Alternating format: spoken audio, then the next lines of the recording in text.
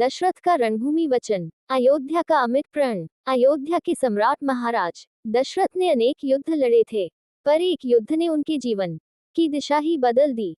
उस युद्ध में जब महाराज गंभीर संकट में पड़ गए, तब उनकी प्रिय पत्नी महारानी कौशल्या भी उनके साथ थीं। उसी युद्धभूमि पर उन्होंने दो अमिट वचन दिए, जिनकी छाया उनके जीवन पर सदा बनी रही। प्रथम वचन, जीवन संगिनी के प्रति अटूट प्रेम। रणभूमि में जब दशरथ जी घोर संघर्ष कर रहे थे, तब महारानी कौशल्या ने भी उनका साथ निभाया। संकट की घड़ी में जब मृत्यु समीप थी, तब दशरथ जी ने कौशल्या से वचन लिया, यदि मैं इस युद्ध में विजयी होकर लौटूं, तो मैं तुम्हें अपने जीवन का सर्वोच्च स्थान दूंगा। मेरे हर निर्णय में तुम्हारी सहभागिता होगी और तुम्हारा सम्मान सदैव राजमहल में प्रथम रहेगा। ये वचन केवल प्रेम का नहीं, बल्कि नारी के प्रति सम्मान और समर्पण का प्रतीक था।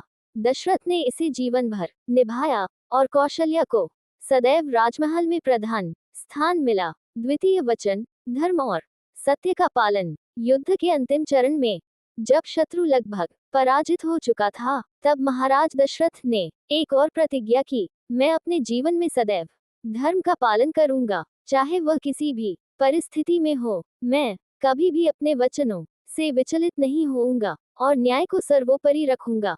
यही वचन आगे चलकर उनके लिए सबसे कठिन परीक्षा बना, जब उन्होंने कैकेयी को दिए गए वरदानों के कारण अपने प्रिय पुत्र राम को वनवास भेजा। दशरथ अपने धर्म वचन से पीछे नहीं हटे, भले ही इसका परिणाम उनके प्राणोत्सर्ग के रूप में हुआ।